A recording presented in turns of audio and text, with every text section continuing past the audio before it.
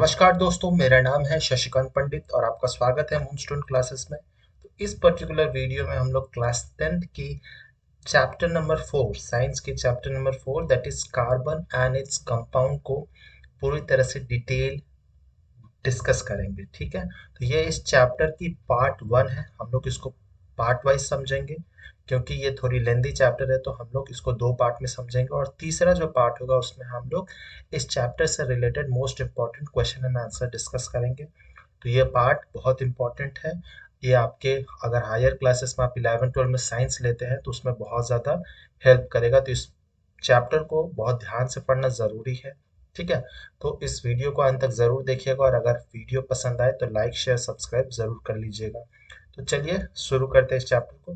सबसे पहले जैसे चैप्टर का नाम है कार्बन एंड इट्स कंपाउंड, तो आपने पीरियोडिक टेबल देखा ही होगा ऑब्वियसली।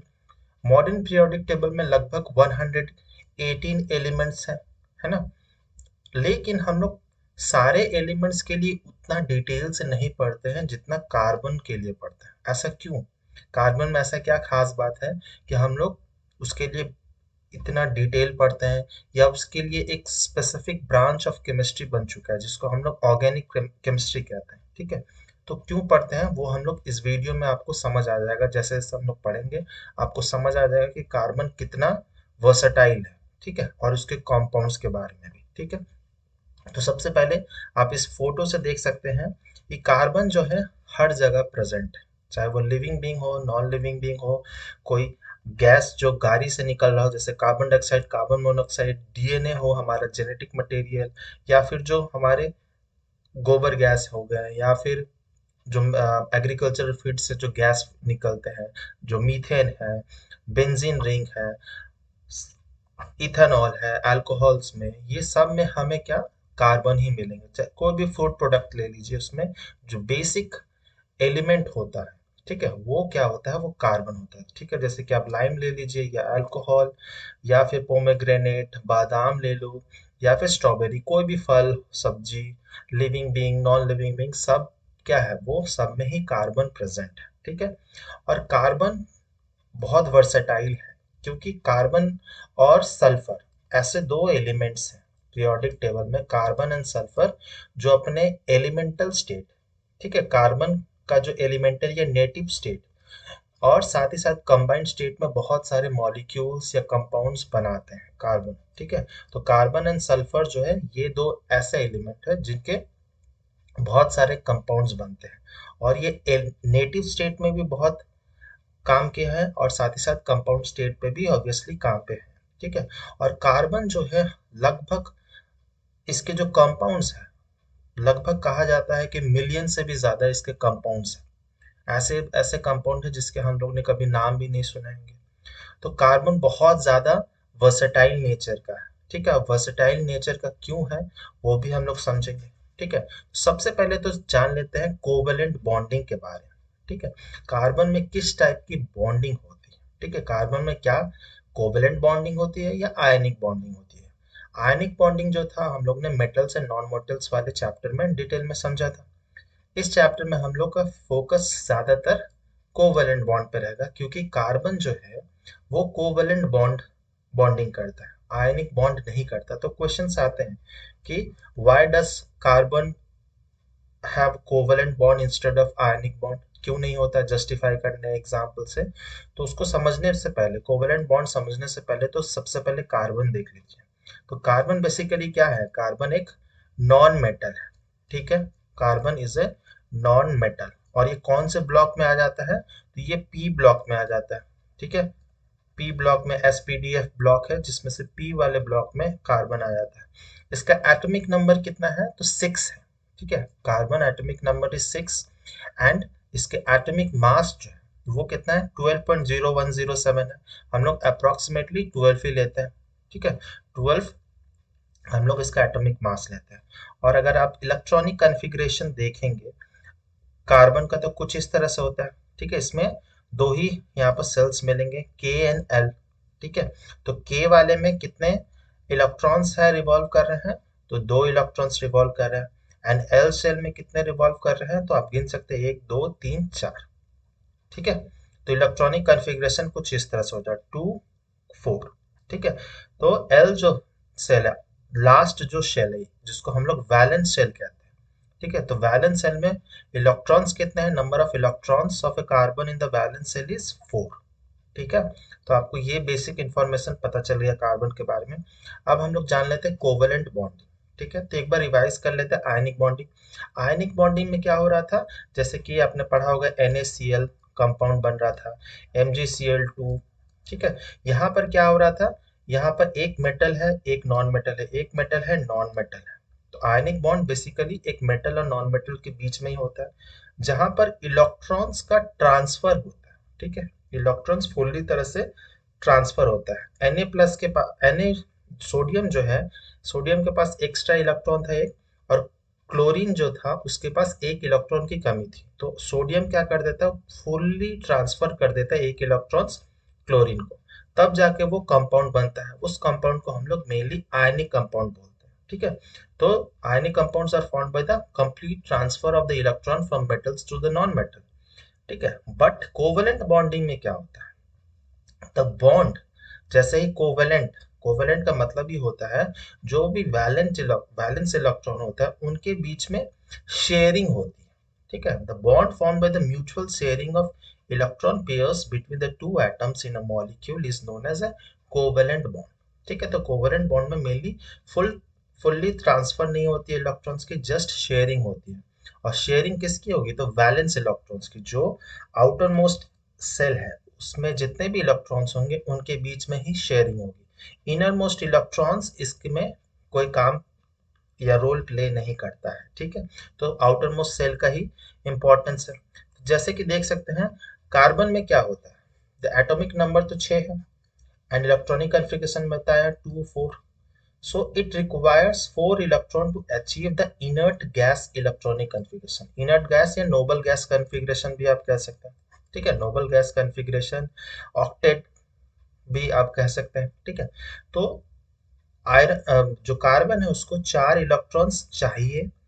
ठीक है, तब वो इनर्ट गैस वाला कॉन्फ़िगरेशन अचीव कर सकता है। कौन सा, नियॉन का कॉन्फ़िगरेशन, नियॉन।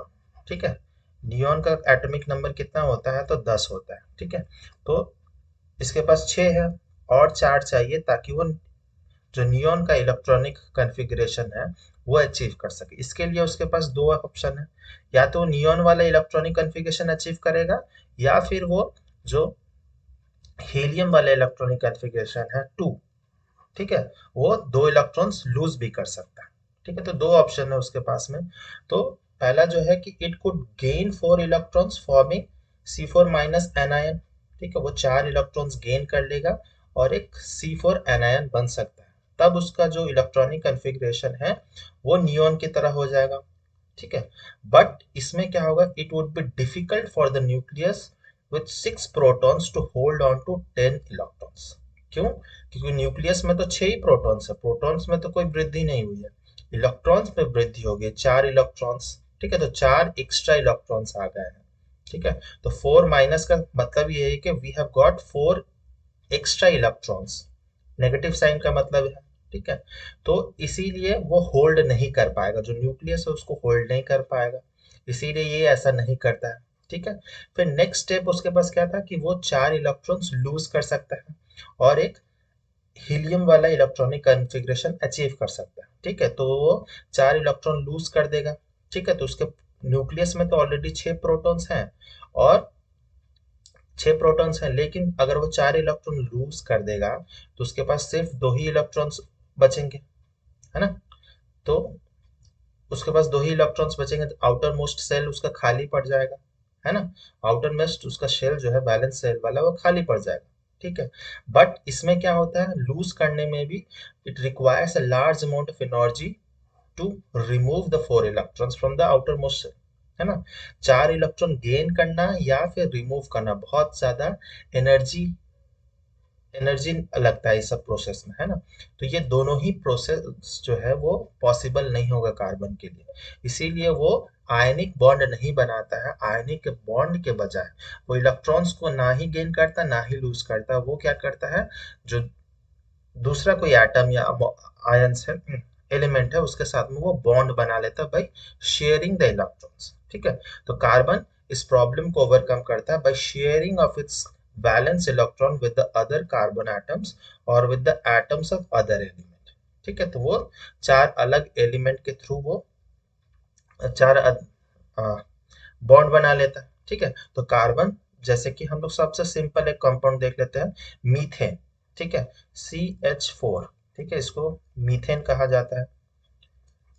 तो सी जो है वो सेंट्रल एटम है। ठीक है, और वो चार बॉन्ड बना लेते हैं, एक, दो, तीन और चार। किसके साथ? हाइड्रोजन के साथ में। ठीक है, तो हाइड्रोजन के साथ में ये बॉन्ड बना लेता है। तो वो क्या करता है? इलेक्ट्रॉन शेयर करता है। ठीक है, तो अब इलेक्ट्रॉन शेयरिंग किस तरह से होता है वो अब जान लेते हैं। ठीक है, तो इसमें हम लोग इलेक्ट्रॉन शेयरिंग के लिए हमें जानना होगा सबसे पहले इलेक्ट्रॉन डॉट स्ट्रक्चर। ठीक है, तो electron dot structure provides a picture of bonding in molecules in terms of shared pair of electrons and octet rule। ठीक है, तो by the help of octet rule हम लोग shared pair of electrons जो है उसको हम लोग किस तरह से बॉन्डिंग होती है उस तरह उस वैसे स्ट्रक्चर को दिखाने के लिए हम लोग इलेक्ट्रॉन डॉट स्ट्रक्चर का हेल्प लेते हैं। जैसे कि टाइप्स ऑफ कोवेलेंट बॉन्ड देखा जाए तो तीन टाइप्स के मेनली कोवेलेंट बॉन्ड होते हैं, single, double and triple bond. तो सिंगल बॉन्ड का अगर एग्जांपल देखा जाए, जहां पर बॉन्डिंग होती है when a single pair of electrons are share. ठीक है, single pair of electrons share होते हैं between the two atoms in a molecule, वहां पर हम लोग कहते हैं सिंगल कोवेलेंट बॉन्ड। जैसे कि हाइड्रोजन ले लेते हैं, हाइड्रोजन का एक एटम एंड हाइड्रोजन और एक एटम। ठीक है, तो इसके पास क्योंकि हाइड्रोजन का इलेक्ट्रॉनिक कॉन्फ़िगरेशन क्या है? जस्ट वन है। वैलेंस इलेक्ट्रॉन में इसके पास एक ही इलेक्ट्रॉन्स है, तो यहाँ पर एक इलेक्ट्रॉन्स दिखाया गया क्रॉस से और इधर भी एक इलेक्ट्रॉन दिखाया गया। तो इन दोनों में क्या करेगा वो शेयर कर लेगा। ठीक है, और शेयर कर लेगा तो वो हीलियम वाला इलेक्ट्रॉनिक कॉन्फ़िगरेशन अचीव कर लेगा, हीलियम नोबल गैस वाला इलेक्ट्रॉनिक कॉन्फ़िगरेशन अचीव कर लेगा जिसके पास दो इलेक्ट्रॉन्स हैं। तो इस तरह से वो एक मॉलिक्यूल बना लेता है, दो हाइड्रोजन एटम्स के हेल्प से वो एक हाइड्रोजन मॉलिक्यूल बना लेता है। सिमिलरली आप फ्लोरीन का, क्लोरीन का भी देखा हो सकता है। जैसे कि फ्लोरीन के इसमें क्या है, फ्लोरीन फ्लोरीन का इलेक्ट्रॉनिक कॉन्फ़िगरेशन 9 होता है। ठीक है, तो इसका क्या होगा, तो 2,7 इलेक्ट्रॉनिक कॉन्फ़िगरेशन होगा। ठीक है, तो फ्लोरीन क्या करेगा, फ्लोरीन के पास में 7 है, वैलेंस इलेक्ट्रॉन में 7 है, तो कुछ इस तरह से बनाएगा। ठीक है, 7 है। और एक फ्लोरीन एटम ले लेते हैं। ठीक है, तो फ्लोरीन क्या करेगा, इसका जो वैलेंस इलेक्ट्रॉन है वो भी शेयर कर लेगा। ठीक है, और ये भी ऐसे करके ये आपस में शेयर कर लेंगे। और ये यहाँ पर भी क्या हो रहा है, क्योंकि एक सिंगल पेयर ऑफ इलेक्ट्रॉन्स का शेयरिंग हो रहा है, तो इसीलिए इसको सिंगल कोवेलेंट बॉन्ड बोला जाता है, सिंगल कोवेलेंट बॉन्ड। ठीक है, एक ही बॉन्ड होता है। फ्लोरीन देख लीजिए, क्लोरीन देख लीजिए, आप ऐसे बना सकते हैं। सेकंड जो है वो है double bond, double covalent bond, जहां पर two pairs of electrons are shared between the two atoms in a molecule. ठीक है, जैसे कि आपको मिल जाएगा ऑक्सीजन में, कार्बन डाइऑक्साइड में, है ना, यहाँ पर आपको मिल जाएगा, यहाँ पर भी डबल बॉन्ड मिलेगा ऑक्सीजन का। तो ऑक्सीजन का जैसे यहाँ पर फोटो दिया हुआ है, अगर आपको नहीं समझ आ रहा है तो मैं फिर भी ड्रॉ कर देता हूँ। जैसे ऑक्सीजन का इलेक्ट्रॉनिक कॉन्फ़िगरेशन क्या होता है, तो एटॉमिक नंबर तो 8 होता है। ठीक है, इलेक्ट्रॉनिक कॉन्फ़िगरेशन क्या हो जाएगा, 2 6, मतलब वैलेंस इलेक्ट्रॉन में 6 इलेक्ट्रॉन्स है। ठीक है, तो यहाँ पर 6 इलेक्ट्रॉन्स बनाए गए हैं वैलेंस इलेक्ट्रॉन में, यहाँ पर भी 6 है। एक ऑक्सीजन एटम ये है और एक दूसरा है। ठीक है, तो ये दोनों मिलेंगे, और क्या चाहिए दोनों को, तो दो एक्स्ट्रा और इलेक्ट्रॉन्स चाहिए ताकि वो अपना नोबल गैस वाला इलेक्ट्रॉनिक कॉन्फ़िगरेशन अचीव कर सके। तो कुछ इस तरह से वो लोग आपस में शेयरिंग कर लेंगे इलेक्ट्रॉन्स की। तो यहाँ पर क्या हो रहा है, दो पेयर्स ऑफ इलेक्ट्रॉन्स के बीच में शेयरिंग हो रही है, इसीलिए यहाँ पर डबल बॉन्ड हो रहा है। ठीक है, तो इसमें डबल बॉन्ड हो रहा है। कार्बन डाइऑक्साइड में भी कुछ ऐसा ही होगा। ठीक है, लेकिन कार्बन डाइऑक्साइड जो है वो हेट्रो एटम होंगे, यहाँ पर दो अलग अलग एटम्स हैं, कार्बन है और एक ऑक्सीजन है। ठीक है, तो इस केस में क्या होगा, कार्बन डाइऑक्साइड का अगर बनाना है तो मैं वो भी बना देता हूँ। कार्बन का इलेक्ट्रॉनिक कॉन्फ़िगरेशन है 2 4 एंड ऑक्सीजन का है 2,6। ठीक है, तो कार्बन जो है सेंट्रल एटम है, तो हम लोग दो ऐसे करके इलेक्ट्रॉन्स बना देते हैं, वैलेंस। ठीक है, एंड ऑक्सीजन, ऑक्सीजन के पास ऑलरेडी 6 है, तो 1 2 3 4 5 6, इधर भी ऑक्सीजन के पास 1 2 3 4 5 6। ठीक है, तो ये क्या करेगा, ये आपस में ऐसे करके शेयरिंग कर लेंगे। ठीक है, ये आपस में ऐसे करके शेयरिंग कर लेंगे। ठीक है, और ऐसे करके ये शेयरिंग हो जाएगा। तो यहाँ पर क्या हो रहा है, डबल बॉन्ड्स बन रहा है। ठीक है, यहाँ पर भी डबल बॉन्ड बन रहा है, यहाँ पर भी डबल बॉन्ड है। लेकिन ये हेटेरो एटम था, ऑक्सीजन हो गया, इसमें आपको डबल बॉन्ड नजर आ जाएगा आसानी से। ठीक है, डबल कोवलेंट बॉन्ड। तीसरा जो है इलेक्ट्रॉन डॉट स्ट्रक्चर, एग्जाम में बहुत आता है, अगर ऐसे आता है कार्बन डाइऑक्साइड का या किसी भी एटम का, वो आप आसानी से बना सकते हैं अगर आपको इलेक्ट्रॉनिक कॉन्फ़िगरेशंस पता होंगे। ठीक है, तीसरा है triple covalent bond. Triple covalent bond जहां पर 3 pairs of electrons are shared between the 2 atoms in a molecule, जैसे नाइट्रोजन। नाइट्रोजन के इलेक्ट्रॉनिक कॉन्फ़िगरेशन क्या है, नाइट्रोजन है 7, सॉरी एटॉमिक नंबर 7 होता है। तो इसका इलेक्ट्रॉनिक कॉन्फ़िगरेशन क्या होगा, 2, 5। तो वैलेंस शेल में इसके 5 इलेक्ट्रॉन्स है, देख सकते हैं आप, 1 2 3 4 5, इधर भी 5 है।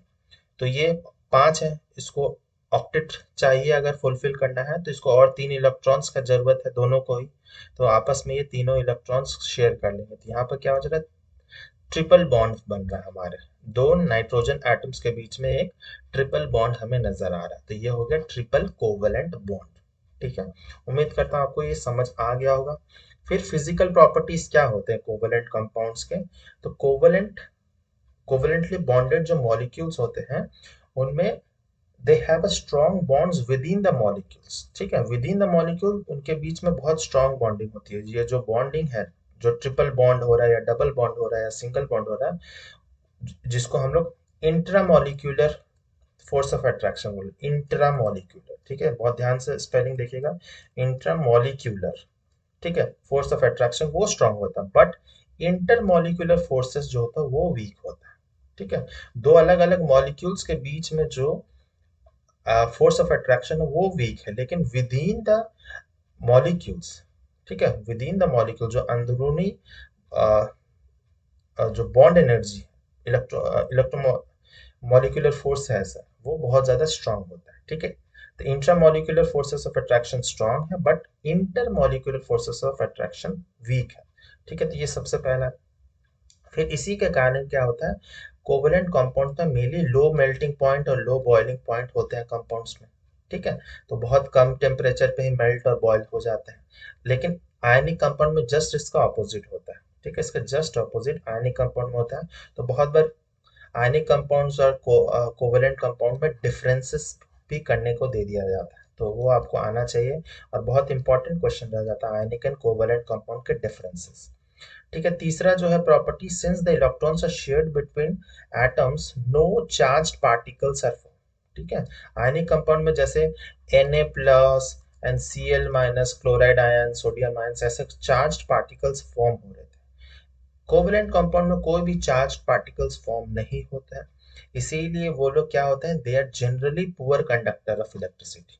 ठीक है, वो इलेक्ट्रिसिटी कंडक्ट नहीं कर पाते। ठीक है, तो ये तीन मेन मेन फिजिकल प्रॉपर्टीज है जो आपके एनसीईआरटी बुक में स्पेसिफिकली दिए गए हैं। ठीक है, और भी बहुत सारे प्रॉपर्टीज होते हैं, लेकिन हम लोग को ज्यादा डिटेल में नहीं जाना है, हम लोग को बोर्ड्स पर्सपेक्टिव से ही समझना है। नेक्स्ट हम लोग समझेंगे that is formation of molecules. ठीक है, अलग अलग मॉलिक्यूल्स, मीथेन वगैरह कैसे बन रहे हैं। तो जैसे मीथेन बहुत सिंपल, अगर इलेक्ट्रॉन डॉट स्ट्रक्चर आता है मीथेन का, तो कुछ इस तरह से बनाना होगा। सबसे पहले तो हम लोग को एटॉमिक नंबर लिखना होगा, कार्बन का कितना है, 6, इलेक्ट्रॉनिक कॉन्फ़िगरेशन 2 4 हो गया।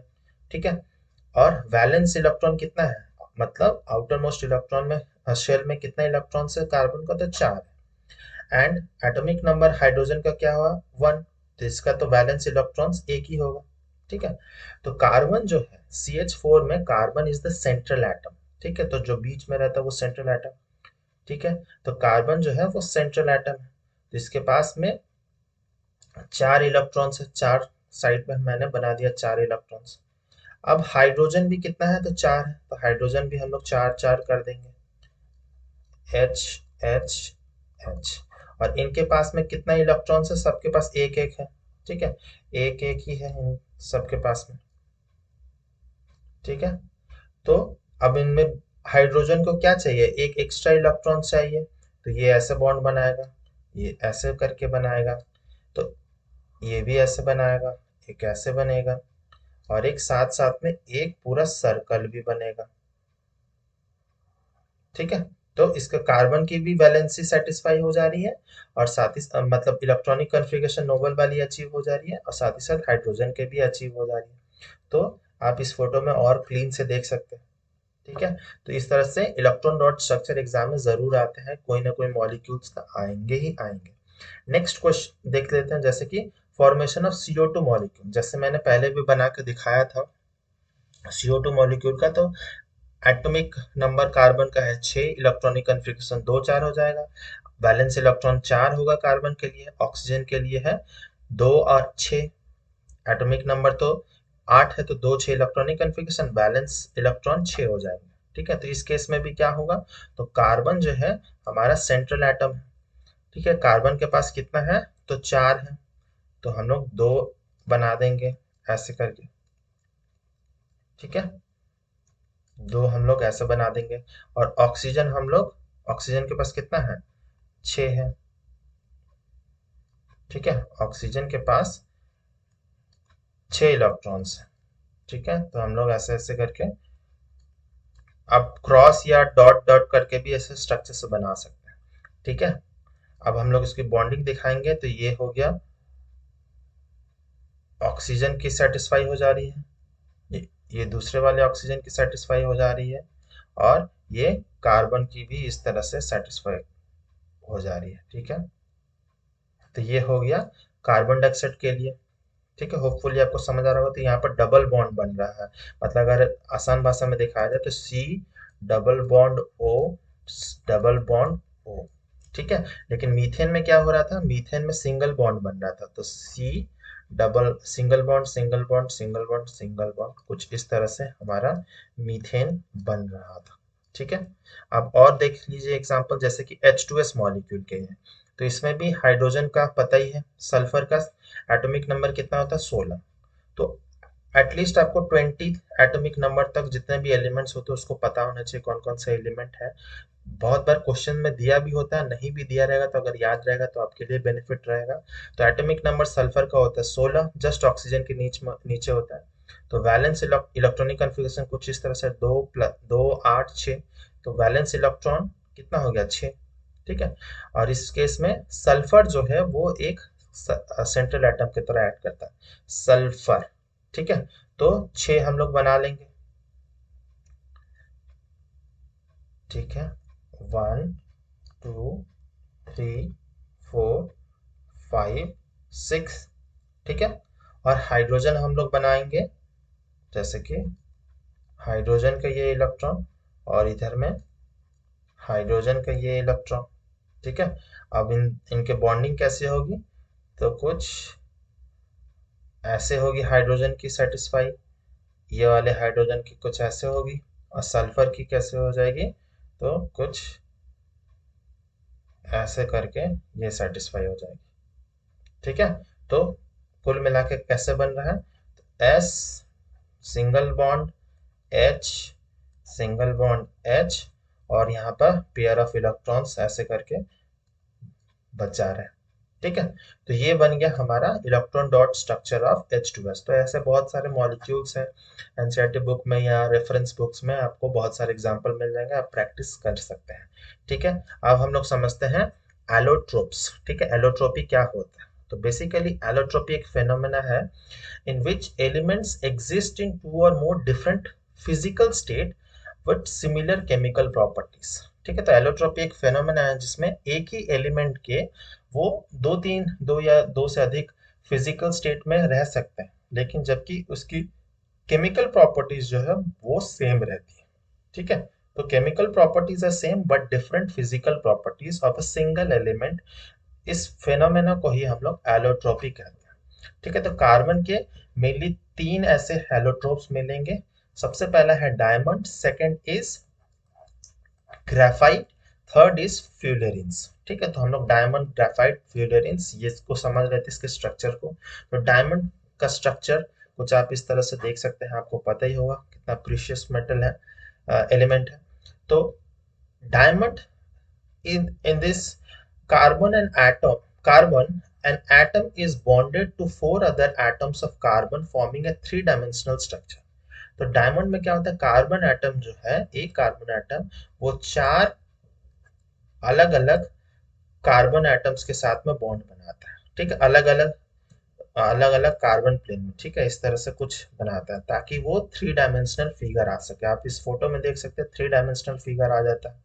ठीक है, तो ये इंपॉर्टेंट रखना है डायमंड का, याद रखना है क्या कि एक कार्बन एटम जो है वो किस तरह से बॉन्ड होता है, तो वो नेक्स्ट चार कार्बन एटम से बॉन्डेड है और एक 3D स्ट्रक्चर बनता है। ठीक है, तो उस तरह से हम लोग डायमंड, मेनली डायमंड का स्ट्रक्चर ऐसे ही होता है। और it is the hardest substance and an insulator. ठीक है, हार्डेस्ट सब्सटेंस है ये, इंसुलेटर, ये नॉन मेटल है बेसिकली। ठीक है, तो ये इलेक्ट्रिसिटी कंडक्ट नहीं करता है।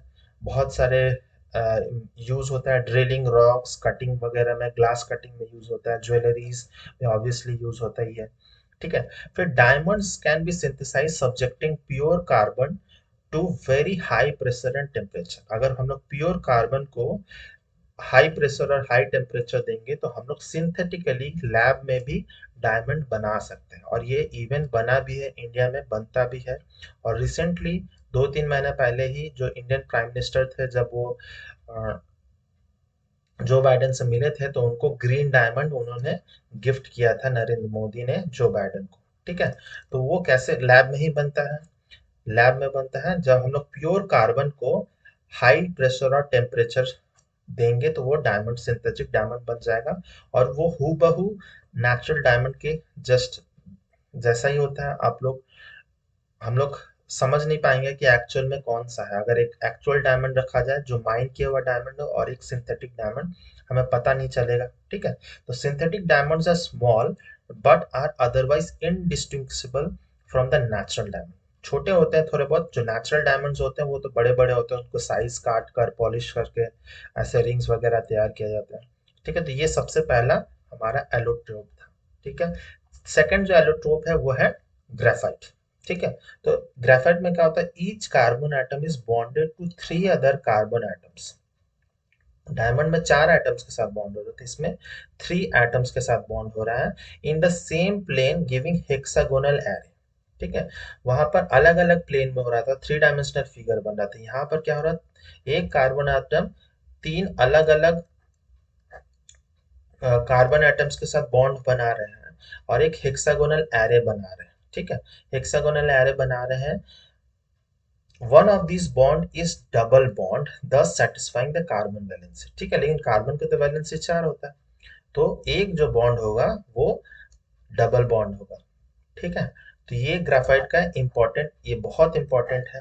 ठीक है, तो ग्राफाइट में किस तरह से कार्बन बॉन्ड होता है वो पता होना चाहिए। फिर कुछ फीचर देख लेते हैं। तो it is a good conductor of electricity. तो डायमंड जो था वो एक इंसुलेटर था, लेकिन ग्राफाइट जो है वो एक गुड कंडक्टर ऑफ इलेक्ट्रिसिटी है, लुब्रिकेंट में भी यूज होता है। इवन जो आपकी पेंसिल की लिड होती है, ठीक है, जो पेंसिल की, चाहे आप कोई भी कंपनी के यूज कर रहे हैं, उसके अंदर में बेसिकली ग्राफाइट ही होता है। ठीक है, जो जिससे हम लोग लिखते हैं वो बेसिकली ग्राफाइट का ही होता है। ठीक है, तो ये दूसरा एलोट्रोप था। फिर तीसरा है बकमिनिस्टर फ्यूलरिन, एक टाइप ऑफ फ्यूलरिन ही है। ठीक है, तो it is an allotrope of carbon containing cluster of 60 carbon atoms joint together to form a spherical molecules. एक फुटबॉल शेप का बनता है। ठीक है, 60 कार्बन एटम्स। ठीक है, और कुछ इस तरह से अरेंज्ड होते हैं। It consist of 60 carbon atoms arranged in 12 pentagons and 20 hexagons. ठीक है, तो आप इस फोटो में देख सकते हैं कि कुछ 12 पेंटागॉन्स हैं और लगभग 20 के करीब हेक्सागॉन्स हैं। और ये एक complete solid sir ball type का बनता है, फुटबॉल टाइप का बनता है। ठीक है, तो इसको ही मेनली फ्यूलरिन कहा जाता है। It is dark solid at room temperature. ठीक है, इसके बहुत ज्यादा यूजेस पता नहीं है। ठीक है, लेकिन हाई लेवल पे आप इसके बारे में डिटेल में समझेंगे। ठीक है, तो फ्यूलरिन भी एक तीसरा टाइप ऑफ एलोट्रोप है कार्बन का। ठीक है, होपफुली आपको एलोट्रोपी समझ आ गया होगा। अब हम लोग नेक्स्ट चलेंगे वर्सेटाइल नेचर ऑफ कार्बन की, कार्बन इतना वर्सेटाइल क्यों है? ठीक है, तो वैसे तो बहुत सारे पॉइंट्स आते हैं कि कार्बन के वर्सेटिलिटी के लिए, लेकिन दो इंपॉर्टेंट पॉइंट्स हैं, एक है कैटिनेशन और दूसरा है टेट्रावेलेंट नेचर। ठीक है, या फिर टेट्रावेलेंसी भी बोल सकते हैं। आइसोमरिज्म भी एक वर्सेटाइली नेचर होता है, वो आप हायर क्लासेस में पढ़ेंगे। ठीक है, तो कार्बन जो है मिलियंस ऑफ मिलियंस कंपाउंड बनाते रहता है। ठीक है, तो वो किसके कारण होता है, कार्बन इतना वर्सेटाइल क्यों है? ठीक है, तो मेनली ये दो प्रॉपर्टीज है। सबसे पहला है कैटिनेशन। तो कैटिनेशन क्या होता है? कैटिनेशन वो प्रॉपर्टी है, the self linking property of an element, mainly carbon atoms, through covalent bond to form a straight long branched and rings of different sizes are called catenation. तो एक self linking property है जिसमें carbon जो है अलग अलग carbon atoms के साथ में वो बॉन्ड बनाता है, कुछ इस तरह से चेन्स बनाते जाता है। ठीक है, वो चेन भी बना सकता है, लॉन्ग चेन, या फिर वो ब्रांचिंग भी कर सकता है। ठीक है, वो इस तरह से ब्रांचिंग भी बना सकता है, या साइक रिंग शेप में भी वो बना सकता है। ठीक है, हम लोग धीरे धीरे समझेंगे ये सब लॉन्ग चेन, ब्रांच और रिंग चेन। इस प्रॉपर्टी को मेनली कैटिनेशन बोला जाता है, सेल्फ लिंकिंग प्रॉपर्टी। बहुत इंपॉर्टेंट टर्म है, self linking property of an element, जो मेनली कार्बन में ही, कार्बन कुछ सल्फर में भी होता है, लेकिन मेजरली हम लोग को कार्बन एटम में ही मिलता है। ठीक है, दस, और ये कैटिनेशन प्रॉपर्टी क्यों होता है? क्योंकि the small size of the carbon atom, carbon का बहुत स्मॉल साइज है ना, क्योंकि इसका एटॉमिक नंबर 6 है, इलेक्ट्रॉनिक कॉन्फ़िगरेशन 2 4 है। ठीक है, तो इसका जो आउटर मोस्ट शेल है, ठीक है, वो क्या है? एल शेल है, जिसमें 4 वैलेंस इलेक्ट्रॉन है। तो ये बहुत छोटा होता है, लेकिन अगर इससे भी अगर बहुत बड़ा बड़ा एलिमेंट होगा, सल्फर ले लीजिए, जैसे जैसे हम लोग पीरियोडिक टेबल में नीचे आते जाएंगे ग्रुप वाइज, साइज बड़ा होते जाता है। ठीक है, तो कार्बन का साइज बहुत छोटा होता है। ठीक है, जो न्यूक्लियस को क्या मदद करता है? तो न्यूक्लियस होल्ड कर सकता है shared pair of electron strongly को, तो जितने भी वैलेंस इलेक्ट्रॉन होते हैं उसको वो अच्छी तरह से होल्ड कर पाता है, स्मॉल साइज होने के लिए। अगर बड़ा साइज होगा तो इसमें क्या होगा? एक कार्बन है, ठीक है, एक शेल है, और ये दूसरा सेल है। ठीक है, तो बस इतना ही होल्ड करना है। अगर कोई हम लोग कोई दूसरा एलिमेंट ले लेंगे, अगर उसका बहुत सारे शेल्स है, के, एल, एम, एन, ठीक है, तो उसको बहुत ज्यादा एनर्जी यूज अप करना पड़ेगा अपने वैलेंस इलेक्ट्रॉन को होल्ड करने में। ठीक है, तो कार्बन के पास ये प्रॉब्लम नहीं आती है। साथ ही साथ में दे the great strength of carbon carbon bond, ठीक है, कार्बन कार्बन बॉन्ड भी ये उसमें बहुत ज्यादा स्ट्रेंथ होता है, इसीलिए कैटिनेशन प्रॉपर्टी होती है। तो compounds may have long chains of carbon, branch chains of carbon, और इवन रिंग फॉर्म में भी बनता है। ठीक है, साथ ही साथ में वो उसमें सिंगल, डबल, ट्रिपल बॉन्ड भी होते हैं। ठीक है, तो ये सब हम लोग समझेंगे थोड़े में टाइम में। जैसे कि compounds of carbon which are linked by only single bonds between the carbon atoms are called saturated compounds. ठीक है, तो वैसे कंपाउंड जिसमें सिर्फ सिंगल बॉन्ड्स होते हैं उसको हम लोग सैचुरेटेड कंपाउंड्स बोलते हैं। ठीक है, वेरी इंपॉर्टेंट है। और compounds of carbon having double या ट्रिपल बॉन्ड, ठीक है, डबल या triple bond between their carbon atoms को हम लोग अनसैचुरेटेड कंपाउंड्स बोलते हैं। ठीक है, तो सिंगल बॉन्ड वाले को सैचुरेटेड एंड अनसैचुरेटेड वाले को डबल या ट्रिपल बॉन्ड होता है। ठीक है, अब स्टेट चेंज जैसे हम लोग बात कर रहे थे, स्टेट चेंज इस तरह से कुछ होता है कार्बन के, जैसे इथेन, प्रोपेन, ब्यूटेन। ठीक है, इस तरह से लॉन्ग स्ट्रेट चेन्स बनते जाते हैं। ठीक है, ये अलग अलग कंपाउंड है, कंफ्यूज मत होइएगा। तो पहला वाला है इथेन। ठीक है, जिसका फॉर्मूला क्या होगा आप देख सकते हैं, आप ऐसे भी बना सकते हैं, या फिर आप ऐसे भी लिख सकते हैं, CH3 या फिर इसको ऐड करेंगे तो C2H6। ठीक है, इथेन। फिर प्रोपेन। ठीक है, तो प्रोपेन भी क्या हो जाएगा? C3H8 हो जाएगा। ब्यूटेन अगर देखेंगे तो कार्बन कितना है? 4 है, C4 और H10 हो जाएगा। ठीक है, तो इसमें स्ट्रेट चेन में हो रहा है। फिर ब्रांच चेन देख सकते हैं आप इसमें, ये तो एक स्ट्रेट चेन पेंटेन हो गया। ठीक है, यहाँ पर पेंटेन हो गया C5H12। ठीक है, पेंटेन। अब इसमें ब्रांचिंग भी हो सकता है। ठीक है, जैसे कि यहाँ पर दूसरे नंबर कार्बन भी यहाँ पर ब्रांचिंग हो जाता है। ठीक है, तो इसको आइसोपेंटेन भी बोला जाता है, या फिर आप 2 मिथाइल टू मिथाइल 1 2 3 4, ठीक है, टू मिथाइल ब्यूटेन भी बोल सकते हैं, ठीक है। अब इसका जो नेमिंग होता है, ठीक है, नोमेनक्लेचर जो होता है वो मैं थोड़ी देर में बताऊंगा, वो आपको ऑटोमेटिक समझ आ जाएगा, ठीक है। फिर और इसमें देखेंगे तो इसमें और ब्रांचिंग हो जाएगा, जिसमें ये न्यू पेंटेन बनता है, ठीक है। इसमें यहाँ पर क्या बना है, 2,2 डाइमिथाइल डाइमिथाइल प्रोपेन इस कंपाउंड का नाम है, या फिर कॉमनली हम लोग इसको नियोपेंटेन बोला जाता है, ठीक है। तो ये बहुत ज्यादा ही ब्रांच्ड हो गया, ये थोड़ी सी कम ब्रांचिंग थी, इसमें तो कोई ब्रांचिंग नहीं है क्योंकि ये स्ट्रेट चेन है, ठीक है। इसमें ब्रांचिंग हो गई, इसमें और ज्यादा ब्रांचिंग हो गई, ठीक है। तो इसमें इसी को ही ब्रांचिंग मेनली कहा जाता है। अब रिंग फॉर्म में देख सकते हैं आप, रिंग फॉर्म में भी बन सकते हैं, ठीक है, जैसे कि साइक्लोब्यूटेन, ठीक है, साइक्लोब्यूटेन मतलब C4H8, ठीक है। तो रिंग वाले जितने भी हाइड्रोकार्बन्स होते हैं उसके लगभग ऐसे ही होते हैं, C4H8, या साइक्लोपेंटेन जो है वो C5H10।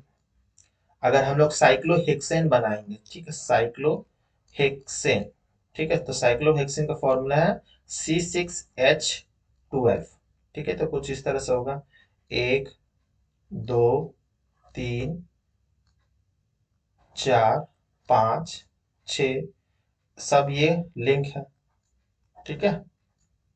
अब सब कार्बन को अगर वैलेंसी फुलफिल करेंगे, यहाँ पर 2 हाइड्रोजन, यहाँ पर 2 हाइड्रोजन, सिमिलरली यहाँ पर 2 हाइड्रोजन, यहाँ पर 2 हाइड्रोजन, यहाँ पर 2 हाइड्रोजन, यहाँ पर 2 हाइड्रोजन, तो ये हो गया हमारा साइक्लोहेक्सेन का, कुछ इस तरह से। तो ये रिंग फॉर्म में भी हो सकता है। तो रिंग फॉर्म में क्या होगा, तो मिनिमम रिंग फॉर्म बनाने के लिए हमको एटलीस्ट 4 कार्बन एटम चाहिए, तभी रिंग फॉर्म होगा, नहीं तो नहीं होगा, ठीक है। तो साइक्लोब्यूटेन से स्टार्ट होता है, आप जितना भी ऊपर तक जा सकते हैं, ठीक है। तो ये रिंग वाले हो गए, ये तो होती है कैटिनेशन प्रॉपर्टी। अब दूसरी जो इंपॉर्टेंट प्रॉपर्टी है वो टेट्रावैलेंट नेचर, या जिसको हम लोग टेट्रावैलेंसी बोल सकते हैं, ठीक है। तो आपको पता होगा जैसे मेटल्स होते हैं, सोडियम हो गया, उसकी वैलेंसी कितनी है, तो 1 है, ठीक है। अगर कैल्शियम फैमिली या मैग्नीशियम फैमिली देख लेंगे तो वैलेंस इलेक्ट्रॉन 2 है, तो इसकी वैलेंसी 2 हो गई। एल्यूमिनियम फैमिली की 3 हो गई। लेकिन जो कार्बन फैमिली है, कार्बन सल्फर की, उसमें वैलेंसी जो होती है 4 होती है। और वैलेंसी कैसे पता चलता है, तो आउटर मोस्ट जो शेल होता है जिसको हम लोग वैलेंस शेल कहते हैं, उसमें जितना नंबर ऑफ इलेक्ट्रॉन्स प्रेजेंट होंगे वही वैलेंसी हो जाएगी, ठीक है। तो it is capable of bonding with 4 other atoms of carbon or atoms of some other monovalent element, ठीक है। इसी को ही ये दूसरी सबसे वर्सटाइल प्रॉपर्टी है कार्बन की, टेट्रावैलेंसी। जैसे कि आप समझ सकते हैं, जैसे कि हम लोग ह्यूमन बीइंग्स, हमारे पास 2 हाथ है, तो हमारी वैलेंसी मान लेते हैं 2 हो गई। लेकिन ऑक्टोपस, ऑक्टोपस के पास क्या है, 8 हाथ है, तो उसकी वैलेंसी क्या हो गई, 8। तो वो 8 वो शेयरिंग कर सकता है, ठीक है, अपने आठों डायरेक्शन में वो शेयरिंग कर सकता है। हम लोग तो 2 ही कर सकते हैं एट अ टाइम, 2 ही कर सकते हैं, लेकिन ऑक्टोपस क्योंकि उस पर 8 है तो वो 8 उसकी वैलेंसी हो गई, ठीक है। तो ये बस लेमन लैंग्वेज में समझाने के लिए मैं बोल रहा हूँ। कार्बन के पास 4 होते हैं, ठीक है। तो compounds of carbon are formed with oxygen, hydrogen, nitrogen, sulfur, chlorine, and many other elements, giving rise to compound with specific properties depend on the elements other than carbon present in the molecule, ठीक है। तो carbon जो है अलग अलग atoms है या element के साथ में कंबाइन कर लेता है, और वो बहुत ही ज्यादा स्टेबल होता है, बहुत ज्यादा रिएक्टिव नहीं होता है, ठीक है। तो ये भी एक प्रॉपर्टी है, ठीक है। वो ऑक्सीजन के साथ भी कर सकता है, जैसे आपने देखा CO2 बन रहा था, हाइड्रोजन के साथ मीथेन बन रहा था, ठीक है। फिर नाइट्रोजन के साथ भी वो करता है, सल्फर के साथ करता है, क्लोरीन के साथ, सबके साथ वो कंपाउंड बना लेता है, ठीक है। तो टेट्रावैलेंसी नेचर जैसे कि इसमें देख सकते हैं, ये जो सिंगल बॉन्ड वाले होते हैं, ठीक है, तो इसमें भी जैसे मीथेन में हम लोग ने देखा सिंगल बॉन्ड, ठीक है। तो ये सिंगल बॉन्ड है, यहाँ पर 4 अलग अलग बॉन्डिंग बना सकता है, ठीक है। तो CHH करके आप कर सकते हैं, या फिर H को रिप्लेस करके हम लोग यहाँ पर कोई हैलोजन लगा सकते हैं, Cl लगा सकते हैं। तो फॉर्मूला क्या बन जाएगा, CH3Cl, ठीक है। तो वैलेंसी फुलफिल हो जा रही है ना, वैलेंसी फुलफिल है।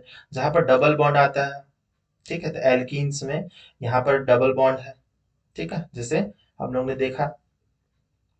फिर ट्रिपल बॉन्ड भी होता है जिसको एल्काइंस बोलते हैं, ठीक है। तो एल्कीन्स एल्काइंस हम लोग वो धीरे धीरे वो भी समझेंगे, ठीक है। तो टेट्रा वैलेंसी उम्मीद करता हूं आपको समझ आ गया होगा, जहां पर इसके पास चार पॉसिबल पॉसिबिलिटीज है वो किस तरह से बॉन्ड बना सकते हैं, ठीक है। अब हम लोग आते हैं सैचुरेटेड अनसैचुरेटेड कार्बन कंपाउंड्स, आपको समझ आ गया होगा। तो हाइड्रोकार्बन्स मेनली क्या होते हैं, ठीक है। सैचुरेटेड अनसैचुरेटेड तो लगभग समझ आ गया होगा। हाइड्रोकार्बन्स क्या होता है, basically compounds of carbon and hydrogens are known as hydrocarbons, ठीक है। Compounds of carbon and hydrogen, जिस भी कंपाउंड में कार्बन एंड हाइड्रोजन से मिलकर बने हैं उसको हम लोग हाइड्रोकार्बन्स बोलते हैं, जैसे मीथेन, ईथेन, इथीन, इथाइन, ये सब न्यूमरस टाइप्स ऑफ ऐसे कंपाउंड्स हैं। तो हाइड्रोकार्बन जो है वो बेसिकली तीन तीन भागों में डिवाइडेड है। सबसे पहला है saturated hydrocarbon, second is unsaturated, and तीसरा है एरोमेटिक हाइड्रोकार्बन्स, ठीक है। तो सैचुरेटेड हाइड्रोकार्बन्स जिसमें सिंगल बॉन्ड होता है, जिसको हम लोग मेनली एल्केन्स बोलते हैं, ठीक है, एल्केन्स, ठीक है, जैसे मीथेन हो गया, इथेन हो गया, ये सब एल्केन्स है। अनसैचुरेटेड में क्या है, तो दोनों ही है, डबल बॉन्ड भी है, ट्रिपल बॉन्ड भी है। जिसको डबल बॉन्ड है उसको हम लोग एल्किन्स बोलते हैं, और ट्रिपल बॉन्ड वाले को एल्काइंस बोलते हैं, ठीक है। ये हो गए अनसैचुरेटेड हाइड्रोकार्बन्स। तीसरा है हमारा एरोमेटिक हाइड्रोकार्बन्स, ठीक है। तो एरोमेटिक हाइड्रोकार्बन्स मेनली वो रिंग फॉर्म में होते हैं, लेकिन ये साइक्लोहेक्सेन साइक्लोब्यूटेन उससे अलग होते हैं। एरोमेटिक हाइड्रोकार्बन एक अलग ही टॉपिक बन जाएगा, वो हायर क्लासेस में आप डिटेल में समझेंगे। एरोमेटिक हाइड्रोकार्बन्स वैसे हाइड्रोकार्बन्स जिसमें स्मेल हो, ठीक है, जैसे बेंजीन हो गया, नैप्थलीन हो गया, एंथ्रासीन हो गया, ये सब क्या है, इसमें स्मेल होती है। एरोमेटिक एरोमेटिक का मतलब भी वही होता है वैसे हाइड्रोकार्बन जिसमें स्मेल हो, ठीक है। तो ये हम लोग ज्यादा डिटेल में नहीं पढ़ेंगे एट दिस स्टेज, लेकिन इन दोनों पे हम लोग ज्यादा पढ़ेंगे, सैचुरेटेड एंड अनसैचुरेटेड। तो सैचुरेटेड जिसको हम लोग एल्केन्स मेनली कहते हैं। जनरल फॉर्मूला क्या है, तो CnH2n+2, ठीक है, CnH2n+2। एन क्या है, तो n is the number of carbon atoms, ठीक है। मान लेते हैं कार्बन एटम 1 है, तो सी, क्योंकि 1 है तो फॉर्मूला क्या बनेगा, CH4। जब number of atom carbon atoms 1 है, जब कार्बन एटम्स 2 है तो क्या फॉर्मूला बन आएगा, C2H6 हो जाएगा। जब 3 होगा तो क्या बनेगा, C3H8 हो जाएगा, ठीक है। तो ऐसे करके आप बना सकते हैं जितना भी कंपाउंड्स है, ठीक है। और क्योंकि ये सैचुरेटेड है, ठीक है, एल्केन्स है, तो इसमें सब सिंगल बॉन्ड ही बनेगा, ठीक है। तो सब में सिंगल बॉन्ड ही रहेगा, जैसे मीथेन हो गया, इथेन हो गया, प्रोपेन, ब्यूटेन, कुछ भी बना लीजिए, ठीक है। पेंटेन जैसे देख लीजिए, पेंटेन मतलब 5 एटम्स, 5 होंगे, 1, 2, 3, 4, 5, 5 carbon atoms. Hydrogen balance satisfy कर लीजिए, 1, 2, 3 हाइड्रोजन, 1, 2, फिर ये और ये एक बॉन्ड ऑलरेडी है, कार्बन को सेटिस्फाइड है, 1, 2, फिर ये और ये सेटिस्फाइड है, 1, 2 satisfied, 1, 2, 3, and this is the 4। तो पेंटेन ऐसा बन जाएगा, ठीक है। पेंटेन इस सब में हाइड्रोजन हाइड्रोजन पुट कर देंगे, तो ये हो गया हमारा saturated hydrocarbon. Next is unsaturated hydrocarbons, जिसको हम लोग एल्कीन्स पहले पढ़ेंगे, एल्कीन्स जो डबल बॉन्ड वाले हैं, ठीक है। और इसका जो फॉर्मूला है, जनरल फॉर्मूला, वो है CnH2n, सी, ठीक है, CnH2n, ठीक है। तो CnH2n में इस केस में क्या होगा, सबसे जो पहला कंपाउंड बनता है अनसैचुरेटेड हाइड्रोकार्बन में, वो मेनली इथीन बनता है, ठीक है। मीथीन बोल के कोई चीज नहीं होता है। 1 नंबर ऑफ कार्बन आइटम से हम लोग नहीं बना सकते, एटलीस्ट इसमें 2 ही चाहिए, ठीक है, 2 मिनिमम चाहिए कार्बन आइटम्स तभी बनेगा, ठीक है। सिंगल में नहीं होगा क्योंकि डबल बॉन्ड सेटिस्फाई नहीं होगा, आप खुद बना के देख सकते हैं कि ऐसे कभी नहीं बनेगा ना।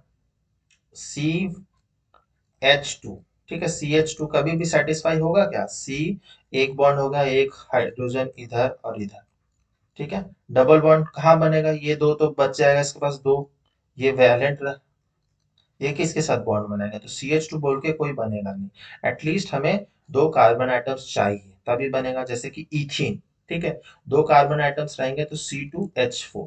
ठीक है, इस तरह से कुछ बॉन्डिंग बन जाएगा यहाँ पर। Ethene, propene, cyclohexene ring form में भी बन सकता है, जरूरी नहीं है कि ऐसे स्ट्रेट चेन हो या ब्रांच्ड हो, रिंग फॉर्म में भी हम लोग डबल बॉन्ड्स बना सकते हैं। सिमिलरली हम लोग इस वाले में भी हाइड्रोकार्बन्स में भी, सैचुरेटेड हाइड्रोकार्बन्स में भी हम लोग रिंग फॉर्म बना सकते हैं, जैसे कि साइक्लोब्यूटेन, साइक्लोहेक्सेन, जैसा मैंने ऊपर में बना के देखा था, सब में सिंगल सिंगल बॉन्ड ही था। ठीक है, तो रिंग भी बन सकता है, ब्रांच भी बन सकता है।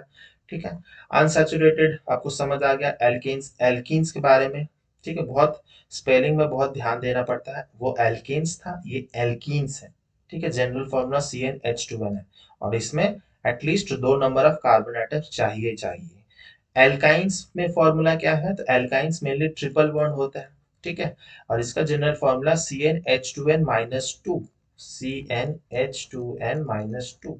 ठीक है, तो इस केस में क्या होता है, तो यहाँ पर भी एटलीस्ट दो कार्बन आइटम चाहिए। ठीक है, तो दो कार्बन आइटम्स होंगे तो क्या बनेगा, ठीक है, 2C, C2 एंड H2। ठीक है, C2H2। तो कुछ इस तरह से हमारा जो पहला कंपाउंड होता है, जो इथाइन कहा जाता है। ठीक है, इथाइन जैसे कि आप देख सकते हैं, एक कार्बन और दूसरा कार्बन, हाइड्रोजन इसके साथ एक बॉन्ड बना लिया, हाइड्रोजन इसके साथ, और बचा क्या, कार्बन के पास बीच में यहाँ पर तीन आ जाएगा, ट्रिपल बॉन्ड। तो इस तरह से वैलेंसी सेटिस्फाई हो जाएगी।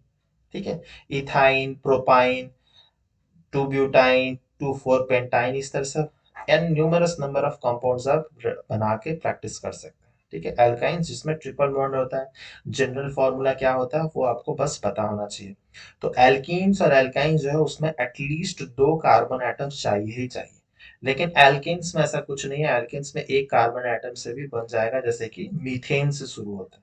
लेकिन एल्कीन्स और एल्काइन में इथीन और इथाइन से शुरू होता है। ठीक है, तो स्पेलिंग भी बहुत ध्यान से पढ़िएगा। नेक्स्ट हम लोग आइसोमेरिज्म को समझ लेते हैं। तो आइसोमेरिज्म भी एक बहुत इंपॉर्टेंट प्रॉपर्टीज है कार्बन का। तो आइसोमेरिज्म मतलब compounds having the same molecular formula but different structural formula. ठीक है, मॉलिक्यूलर फॉर्मूला तो सेम है, लेकिन उसका स्ट्रक्चरल फॉर्मूला जो है और प्रॉपर्टीज जो है वो डिफरेंट होता है। ठीक है, उसको ही हम लोग आइसोमर्स बोलते हैं, एंड इस फेनोमेना को ही आइसोमरिज्म बोलते हैं। तो बहुत सारे आइसोमरिज्म होते हैं हायर क्लासेस में, लेकिन हम लोग मेनली स्ट्रक्चरल आइसोमरिज्म में पढ़ेंगे, जिसमें फॉर्मूला तो सेम है, सेम मॉलिक्यूलर फॉर्मूला है, लेकिन डिफरेंट स्ट्रक्चर्स बनाते हैं। ठीक है, डिफरेंट स्ट्रक्चर्स के कारण डिफरेंट प्रॉपर्टीज भी आ जाते हैं, जैसे कि ब्यूटेन में देख सकते हैं आप। ठीक है, आइसोमर ऑफ ब्यूटेन, इसमें क्या बन रहा है, इसमें दो अलग अलग आइस स्ट्रक्चरल्स हैं। ठीक है, ये तो स्ट्रेट चेन हो गया, और ये ब्रांच्ड हो गया, C4H10। ठीक है, ये C4H10 हो गया।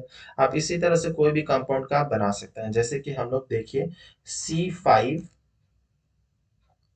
C5H12 का बनाते हैं।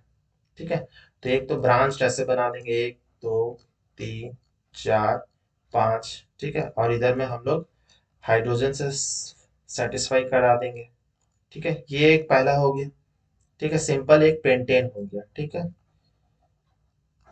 फिर हम लोग और ब्रांचिंग अगर करेंगे तो एक, दो, तीन, चार, और दो नंबर पे हम लोग इधर में एक और कार्बन डाल देंगे। ठीक है, और इधर में हम लोग बैलेंस कर देंगे इस तरह से। तो ये भी क्या हो गया, two methyl, two methyl butane हो गया। ठीक है, टू मिथाइल ब्यूटेन, क्योंकि ये वाला जो ग्रुप है वो मिथाइल कहा जाता है, और ये दूसरे नंबर कार्बन पे है। ठीक है, वन, यहां से अगर काउंट करो, 1 2 3 4। ठीक है, तो आप इधर से काउंट नहीं कर सकते, 1 2 3 4 ऐसे नहीं, जो सबसे स्मॉलेस्ट नंबर आएगा उधर से काउंट करना। ठीक है, तो ये हो गया, दूसरे नंबर पर मिथाइल है, और चार कार्बन आइटम है, एक, दो, तीन, चार, तो ये हो गया ब्यूटेन। ठीक है, या फिर हम लोग इसको आइसोपेंटेन भी बोलते हैं। ठीक है, कॉमन नेम जो है आइसोपेंटेन, बट IUPAC नेम जो है 2 मिथाइल ब्यूटेन। सिमिलरली और एक अगर आइसोमर इसका बनाया जाए तो कुछ इस तरह से होगा, एक, दो, तीन, बीच में ही हम लोग यहाँ पर कार्बन और एक कार्बन दे देते हैं, और ये ऐसे करके वैलेंसी अपना सेटिस्फाई कर लेगा। तो इसको हम लोग क्या बोलते हैं, नियोपेंटेन। ठीक है, इसको हम लोग नियोपेंटेन बोलते हैं, या हम लोग बोल सकते हैं 2,2 डाइमिथाइल 2,2, क्योंकि दोनों ही टू पोजीशन पे 1 2 3 किधर से भी काउंट करेंगे टू ही आएगा बीच में, और दो ही इधर में मिथाइल है, ऊपर में भी मिथाइल है। तो 2,2 डाई मिथाइल, क्योंकि दो मिथाइल ग्रुप है, और जो मेन चेन है वो कितना का है, तो 3 का है, तो 3 मतलब प्रोपेन हो गया। ठीक है, ये हो गया IUPAC name 2,2 dimethyl propane, but इसको कॉमनली हम लोग नियोपेंटेन बोलते हैं। इसी तरह से हम लोग बहुत सारा इसके आइसोमर्स बना सकते हैं। ठीक है, तो इसी को मेनली आइसोमर्स या स्ट्रक्चरल आइसोमरिज्म कहा जाता है। ठीक है, अब कार्बन क्या सिर्फ हमेशा हाइड्रोजन ऑक्सीजन इन सब के साथ ही बॉन्ड बनाता है, तो नहीं, कार्बन जो है बहुत और भी इससे भी वर्सेटाइल है, वो और भी एटम्स या हेट्रो एटम्स के साथ में वो बॉन्ड बनाता है। ठीक है, तो एन एटम और a group of atoms present in a molecule which largely determines its chemical properties are called functional groups. ठीक है, तो वो अलग अलग फंक्शनल ग्रुप्स के साथ में भी बॉन्ड बना सकता है। ठीक है, जैसे कि हम लोग पढ़ेंगे फंक्शनल ग्रुप्स। ठीक है, जैसे कि हैलोजन फैमिली से हो गया क्लोरीन ब्रोमीन, इस तरह से जो है इसको मेनली हैलोजेंस कहा जाता है, तो ये भी फंक्शनल ग्रुप है। सेकंड इज जैसे कि अल्कोहल हो गया। ठीक है, तो अल्कोहल में फंक्शनल ग्रुप क्या है, तो ओ एच है। ठीक है, अल्कोहल में फंक्शनल ग्रुप वेरी इंपॉर्टेंट है ओ एच, और इसके सामने क्या हो जाएगा आर ओ एच। आर क्या है हमारा, तो आर कोई भी एक एल्काइल ग्रुप है। ठीक है, कोई भी एल्काइल ग्रुप हम लोग ले सकते हैं आर। ठीक है, जैसे कि अल्कोहल है, तो हम लोग क्या हो जाएगा, तो हम लोग ऐसे लिख सकते हैं C2H5OH, जिसको इथाइल अल्कोहल कहा जाता है। ठीक है, C2H5OH, या फिर ऐसे भी बन सकता है C3H7OH, इथाइल के जगह आ जाएगा प्रोपाइल अल्कोहल।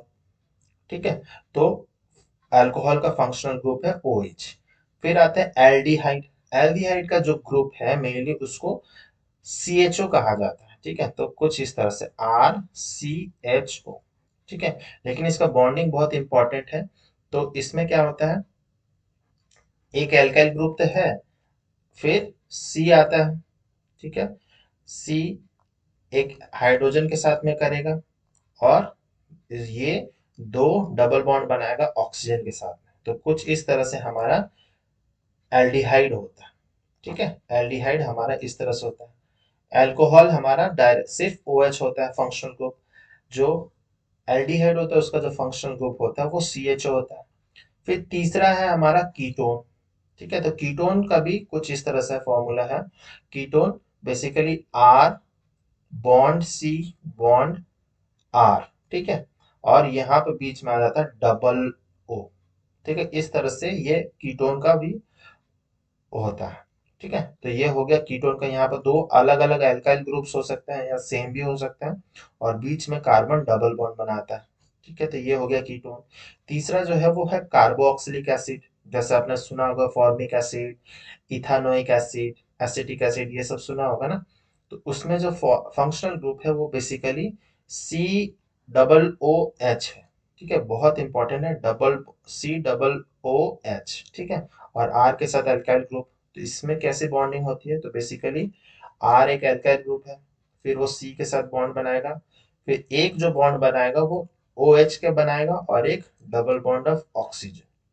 ठीक है, तो कार्बोक्सिलिक ग्रुप में क्या आ जा रहा है, कार्बोक्सिलिक ग्रुप जो है वो अल्कोहल और एल्डिहाइड ग्रुप का दोनों मिक्सचर है। कैसे, तो एल्डिहाइड में आप देख सकते हैं कि यहाँ पर कुछ डबल बॉन्ड्स O के साथ हो रहा था, और अल्कोहल में OH भी था। ठीक है, अल्कोहल में OH था, तो यहाँ पर एल्डिहाइड प्लस अल्कोहल बनाएंगे तो हमारा कार्बोक्सिलिक एसिड बन जाता है कुछ इस तरह से। ठीक है, तो आप ये सारे ही फंक्शनल ग्रुप इंपॉर्टेंट है, और किस तरह से अलाइन होते हैं अलग अलग अल्काइल ग्रुप के साथ वो भी जानना बहुत इंपॉर्टेंट है।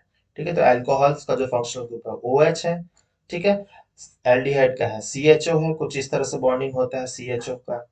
ठीक है, कीटोन का बॉन्डिंग कुछ इस तरह से होता है, एंड कार्बोक्सिलिक एसिड का कुछ इस तरह से बॉन्डिंग होता है। ठीक है, उम्मीद करता हूँ आपको फंक्शनल ग्रुप्स को समझ आ गया होगा। होमोलोगस सीरीज भी थोड़ा बहुत जान लेते हैं। होमोलोगस सीरीज क्या है, तो series of organic compounds having same functional group and chemical properties and successive members differ by a CH2 unit और 14 mass unit are known as homologous series। ठीक है, तो homologous series बेसिकली वैसे series of organic compound है जो जिसके पास same functional group है और केमिकल प्रॉपर्टीज भी सेम है। ठीक है, अगर वो अल्कोहल है तो अल्कोहल अल्कोहल ही चलेगा, अगर वो एल्केन है तो एल्केन एल्केन्स ही चलेंगे। ठीक है, बस उसमें डिफरेंस जो होगा, जो सक्सेसिव मेंबर होगा उसके बीच में डिफरेंस होगा CH2 यूनिट का या फिर 14 मास यूनिट का। ठीक है, तो वैसे सीरीज को हम लोग होमोलोगस सीरीज कहते हैं। ठीक है, आपको और इजी कर देंगे हम थोड़े टाइम में ही, जैसे कि successive members of homologous series differ by CH2 unit और 14 मास यूनिट। जैसे कि आप देख सकते हैं यहाँ पर एल्केन्स में तो इधर देख सकते हैं, तो मीथेन हो गया पहला जो है हमारा मीथेन। ठीक है, मीथेन, फिर है C2H6 इथेन, फिर प्रोपेन, फिर ब्यूटेन, ऐसे चलते जाता है, butane, pentane, hexane, septane, heptane, octane, ऐसे चलते जाता है ना। तो CH4 जो मीथेन और इथेन के बीच में क्या डिफरेंस है, तो जस्ट यहाँ पर CH2 का एडिशन हो रहा है ना। मीथेन इज CH4 और इथेन क्या है, तो C2H6। इन दोनों का डिफरेंस क्या है, तो इन दोनों का डिफरेंस CH2 है, या फिर 14 मास यूनिट है ना। 14 मास यूनिट कार्बन का कितना होता है 12, हाइड्रोजन का है 2, 2 इंटू 1 2, तो 12 प्लस 2 कितना होगा 12, 12 मास यूनिट का डिफरेंस है बिटवीन द टू सक्सेसिव कोई भी होमोलोगस सीरीज में। ठीक है, इस तरह से ही चलते जाता है। एल्काइंस में भी देख सकते हैं, जैसे कि एल्काइंस जैसे कि हमारा इथाइन हो गया। ठीक है, इथाइन, प्रोपाइन, ब्यूटाइन, पेंटाइन, इस तरह से सब में क्या होगा, डिफरेंस जो होगा वो CH2 या फिर 14 मास यूनिट का डिफरेंस है। अल्कोहल का है, एल्डिहाइड है, कुछ भी ले सकते हैं। ठीक है, जैसे अल्कोहल में क्या होगा C2H5OH या फिर C3H7OH, जिसको इथाइल अल्कोहल बोलते हैं, इसको प्रोपाइल अल्कोहल, C4H9OH, इसको ब्यूटाइल अल्कोहल बोला जाता है। ठीक है, तो सब में डिफरेंस क्या है, तो CH2 का ही डिफरेंस है। ठीक है, members of the given homologous series have same function, और ये जब फंक्शनल ग्रुप सेम है, ठीक है, सबका फंक्शनल ग्रुप सेम है तभी ये पॉसिबल है। ठीक है, ऐसा पॉसिबल नहीं होगा कि आप एल्केन्स को एल्काइन के साथ कंपेयर कर रही है, अल्कोहल को एल्डिहाइड के साथ, एल्डिहाइड को कीटोन के साथ में। ठीक है, वैसे करेंगे तो नहीं होगा। फिर all the members of the homologous series show similar chemical properties, और जो भी केमिकल प्रॉपर्टीज होंगे इस सीरीज में लगभग सेम ही होगा। ठीक है, और इस यही है हमारा होमोलोगस सीरीज। अब नोमेनक्लेचर भी जाते जाते देख लेते हैं। तो बेसिकली इतने सारे compounds, million million of compound, सारे के तो हम लोग को कॉमन नेम याद नहीं कर सकते ना। तो इसीलिए एक संस्थान है, बहुत इंपॉर्टेंट संस्थान है, IUPAC, international union of pure and applied chemistry. आप इसको कमेंट सेक्शन में बताइएगा जरूर कि इसका हेडक्वार्टर आपको कहाँ मिलेगा, कौन से देश में मिलेगा। हिंट आपको दे देता है, ये यूरोप में ही है। ठीक है, तो IUPAC जो है वो नोमेनक्लेचर बताता है। ठीक है, जैसे आपने बायोलॉजी में पढ़ा होगा बायोलॉजिकल नोमेनक्लेचर, इसी तरह से केमिस्ट्री में भी है। ठीक है, तो उसमें कैसे पकड़ना होता है, तो सबसे पहला जो होता है, कोई भी कार्बन एटम, हमें सबसे पहले नंबर ऑफ कार्बन एटम्स को काउंट करना होगा। ठीक है, अगर एक कार्बन एटम है तो हम लोग बोलेंगे मीथेन, मिथ बोलेंगे। ठीक है, ये हो गया प्रीफिक्स। ठीक है, जो सबसे पहले आता है मिथ। अगर दो है कार्बन एटम तो हम लोग ईथ बोलेंगे, तीन होगा तो हम लोग प्रोप, फोर होगा तो ब्यूट, फाइव होगा तो पेंट, सिक्स होगा तो हेक्स, सेवन होगा तो हेप्ट, ऐसे करके चलता जाएगा। ठीक है, फिर फंक्शनल ग्रुप को देखेंगे, सिंगल बॉन्ड है, डबल बॉन्ड है, या एल्डिहाइड है, अल्कोहल है, कौन सा ग्रुप है। ठीक है, फंक्शनल ग्रुप कौन सा है। फिर name the compound by the following order. ठीक है, तो पहले हम लोग प्रीफिक्स को डालेंगे, तो ये सारे क्या होंगे, प्रीफिक्स हो गया, meth, eth, prop, but, pent, hex, ये सारे प्रीफिक्स हो गए। और सफिक्स जो है वो फंक्शनल ग्रुप पर डिपेंड करेगा। ठीक है, तो सबसे पहले तो हमें कार्बन नंबर्स को गिनना पड़ेगा। ठीक है, तो जैसे कि आप देख सकते हैं, ये सबसे पहला है class of compound haloalkanes. ठीक है। तो हैलो एल्केन्स में जो होता है, अगर हैलोजेंस ग्रुप है कोई भी, तो उस केस में क्या होगा, जो हमारा हैलोजन है उसको सबसे पहले लिखा जाएगा। ठीक है। उसके बाद में हम लोग अपना प्रोपेन ब्यूटेन जो भी है उसको लिखेंगे। ठीक है। तो ये सिर्फ हैलो एल्केन्स के लिए एक्सेप्शन है, क्योंकि आपको पता ही है chemistry is full of exception. तो ये एक एक्सेप्शन है जिसमें अगर कोई भी हैलोजन ग्रुप होगा, ठीक है, क्लोरो ब्रोमो ऐसे, तो वो सबसे पहले लिखा जाएगा। ठीक है, क्लोरो ब्रोमो। ठीक है। और अब जैसे यहाँ पे पता चल गया दिस इज द क्लोरीन। ठीक है। तो सबसे पहले क्लोरो लिख लिया हम लोग ने। फिर नंबर ऑफ कार्बन एटम्स देख लेते हैं, 1 2 3, 1 2 3, 3 मतलब क्या हो गया, प्रोप। ठीक है। अब यहाँ पर कोई भी सारे ही सिंगल बॉन्ड है, कोई भी डबल बॉन्ड नहीं है, तो यहाँ पे क्या हो जाएगा, प्रोपेन। और कोई दूसरा फंक्शनल ग्रुप भी नहीं है, तो जस्ट क्लोरोप्रोपेन हो गया। सिमिलरली यहाँ पर भी देखेंगे तो ब्रोमो हो गया। ठीक है। एंड 3 कार्बन आइटम्स है तो प्रोपेन। कोई भी सिंगल डबल बॉन्ड या फंक्शनल ग्रुप नहीं है, तो just we will share bromopentane. अब अल्कोहल के लिए हम लोग मेनली सफिक्स में क्या यूज करते हैं, ऑल यूज करते हैं, ओ एल। ठीक है। तो जैसे देख सकते हैं ओ एच, यहाँ पर सबसे पहले तो आइडेंटिफाई करना फंक्शनल ग्रुप क्या है। ठीक है। तो ओ एल, ओ एच दिया ही हुआ है। ठीक है। कार्बन आइटम कितना है, तो 3 है। ठीक है। तो 3 है तो मतलब प्रोप हो गया, प्रोप। और यहाँ पर सारे सिंगल बॉन्ड है। ठीक है। तो सिंगल बॉन्ड है तो ए एन होगा। एल्केन का ए एन यूज किया जाएगा, सिंगल है। और alcohol group functional group attached है, तो इसीलिए हम लोग ऑल बोलेंगे। तो कुल मिलाकर क्या हो जाएगा, prop plus an plus ol, propanol. ठीक है। तो इस तरह से हम लोग इसको प्रोपानॉल प्रोनाउंस करेंगे। एल्डिहाइड के लिए सफिक्स जो यूज किया जाता है वो होता है एल, ए एल। अल्कोहल में ओ एल था, इसमें ए एल था। ठीक है। तो सबसे पहले तो हम लोग ने फंक्शनल ग्रुप आइडेंटिफाई कर लिया है कि C H O functional group है। कार्बन एटम्स कितने हैं, तो 3 है। ठीक है। और यहाँ पर सब सिंगल बॉन्ड ही है। ठीक है, अपार्ट फ्रॉम ऑक्सीजन वाला वो तो होगा ही, तो यहाँ पर भी वही चीज होगा, प्रोप। 3 कार्बन एटम के लिए, क्योंकि सारे सिंगल बॉन्ड है, तो प्रोप आन आल। ठीक है, प्रोपानॉल। ठीक है, इस तरह से बनेगा। कीटोन में क्या होता है, सफिक्स को हम लोग ऑन ही यूज किया जाता है। ठीक है, वन नहीं बोला जाएगा, ऑन बोला जाएगा। ठीक है, ऑन। ठीक है। तो अगर और कीटोन जो होता है वो बेसिकली बीच में ही होगा। जो डबल बॉन्ड ऑक्सीजन के साथ होता है वो बीच में होता है। जैसे मैंने बताया था ना, R bond C double bond O R. ठीक है। तो ये दो एल्काइल ग्रुप्स है। ठीक है।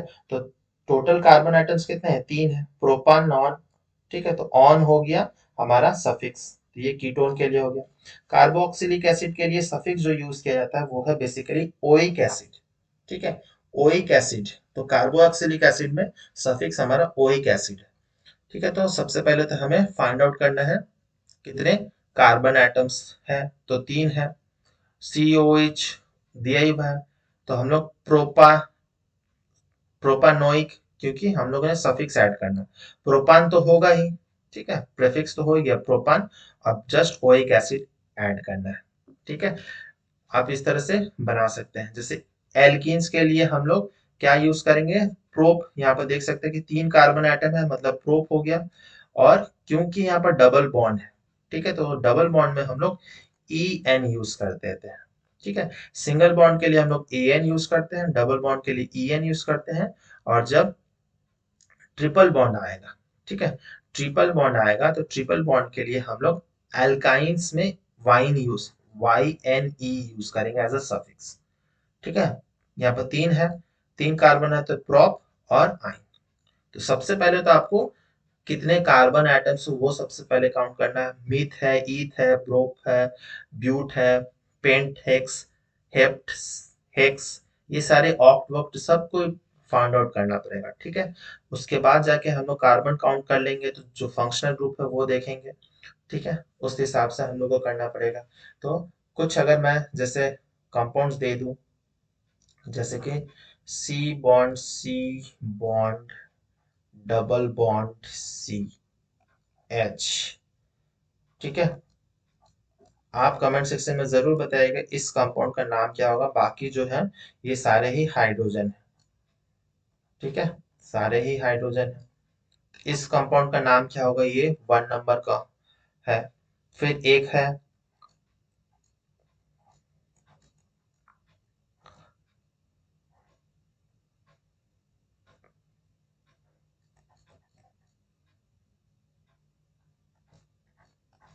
ठीक है, इस कंपाउंड का नाम क्या होगा?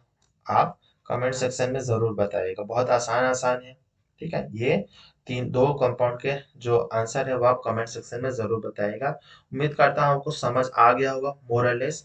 अब जो नेक्स्ट वीडियो होगा, हम नेक्स्ट वीडियो में मेनली जो केमिकल प्रॉपर्टीज है कंपाउंड्स के, उन सबको रिएक्शंस के बारे में हम लोग समझेंगे डिटेल में। तो उस वीडियो को भी देखिएगा। इस वीडियो को देखने के लिए बहुत बहुत धन्यवाद। आंसर जो है कमेंट सेक्शन में जरूर लिखिएगा, कैसा लगा है वीडियो वो भी लिखिएगा। लाइक जरूर कीजिए, शेयर कीजिए एंड सब्सक्राइब नहीं किया तो सब्सक्राइब जरूर कर लीजिएगा। टाइमली नोटिफिकेशन पाने के लिए बेल आइकन को जरूर हिट कर दीजिएगा। आप इंस्टाग्राम पे भी जुड़ सकते हैं मुझसे। मिलते हैं नेक्स्ट वीडियो में, टिल देन बाय बाय, जय हिंद।